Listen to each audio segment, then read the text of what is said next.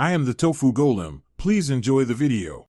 You start by preparing both devices, power on the TCL TV and your Redmi phone, and make sure Wi-Fi is active. Connect them to the same network too. 4 or 5 GHz both work, but avoid guest isolation. On the Redmi, go to Settings, then Connected Devices, then select Cast or Wireless Display. You want the phone to begin scanning for receivers. Once you trigger Cast, the phone is ready to discover the TV. Keep the phone unlocked and the screen on briefly while it finds devices. Now you move to pairing.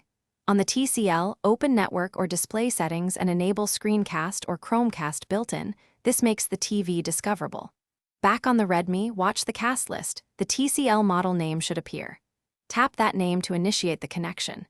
If the TV shows a prompt or PIN, accept or enter it on the phone. This confirms you own both devices. Once connected, the phone mirrors audio and video. If you want only media, use the cast-enabled app controls instead of full screen mirroring. Finish by choosing whether you want full screen mirroring or app casting. Apps like YouTube or Netflix offer direct cast buttons and smoother playback, so choose them when possible.